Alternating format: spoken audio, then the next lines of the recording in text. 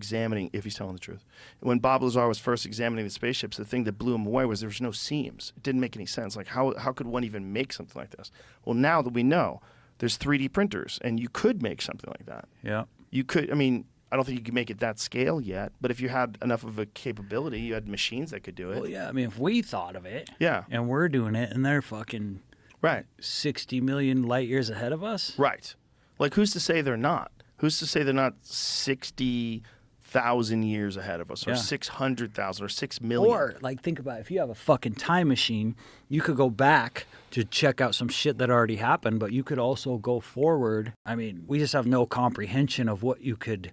Maybe you could, like, start a project in your lab, right?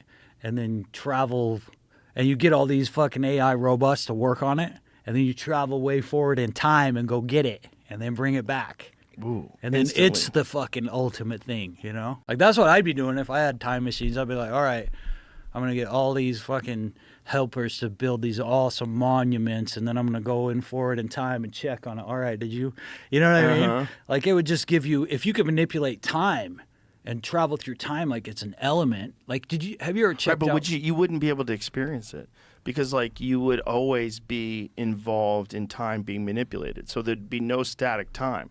So even in this static time, something could intervene instantaneously, always, Right, forever. but what if we don't really understand the nature of time to make those definitions? What if you could get this time machine, what if you could kind of like step out of time in a lot of different ways that you don't think would, Right. you know what I'm saying? Right. Like, you could go into a timeline and you don't even necessarily affect that timeline.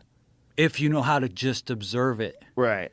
And not like physically disturb it. But you do affect it if you go forward in the future. The idea of a time machine, the current idea of a time machine, is that you can't travel where there are no roads. So once a time machine is invented, then everything from that time machine is invented forward becomes a completely different way of using time. Because time now is nonlinear. Yeah. Time now, It's anyone this can go. malleable So thing. everything happens all at once. Yeah. So people from the future will be traveling back to the moment where the first time machine is invented. So everything will change instantly. Yeah. Because if you're gonna invent a time machine and you live 1,000,000 years in the future, assuming that humans even exist, if a time machine gets invented, I mean, we might become obsolete almost instantaneously. But if you were a live human being 1,000,000 years after the time machine is invented, you would want to go back to the moment the thing was made. You'd want